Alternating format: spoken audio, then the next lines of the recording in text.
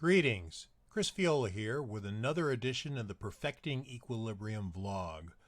This week we're having a tutorial that looks into the first of two parts of the new AI tools coming to Photoshop.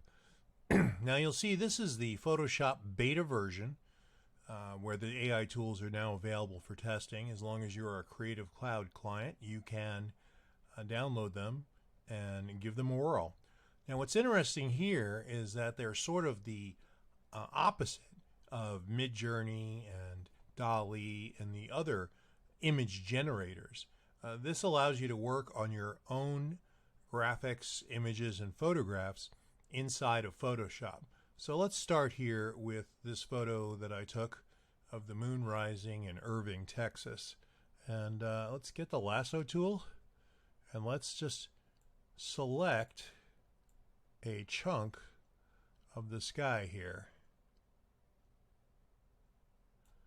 That will bring up this new toolbar, and generative fill allows you to come in here and type in a prompt the way you would on any of these AI tools. So let us ask it to add a 1950s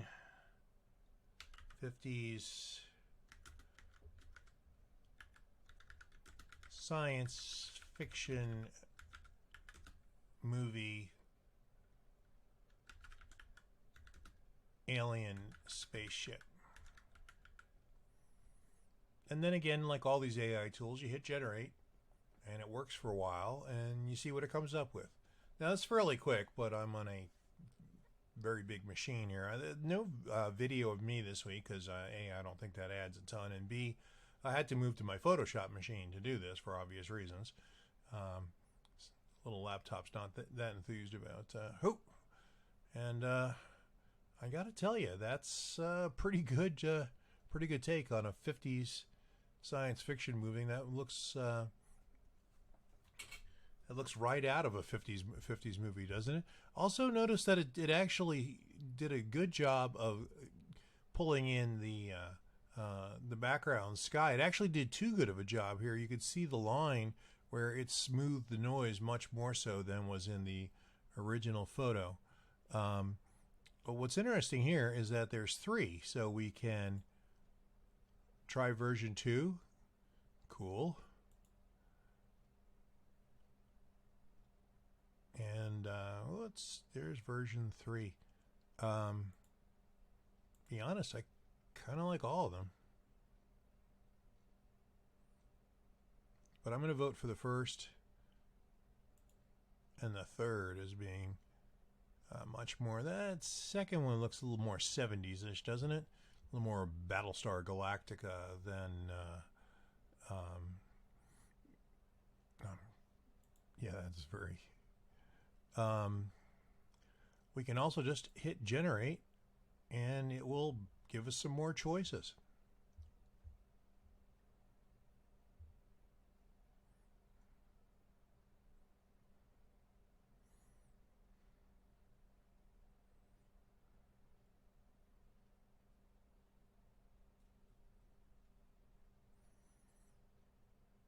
Okay, let's see what we get this time.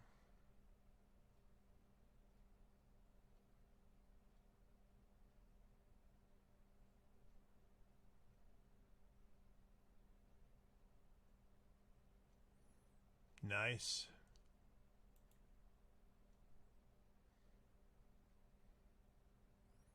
Yep. You'll notice that it's doing variations on the two that I selected out of the first one. Oh, very nice. I think, yeah, this is back to the originals that we had there. So, well, that's it for this week. This is fun and interesting and allows you to do things like I was silly with adding a spaceship, but you also could have added a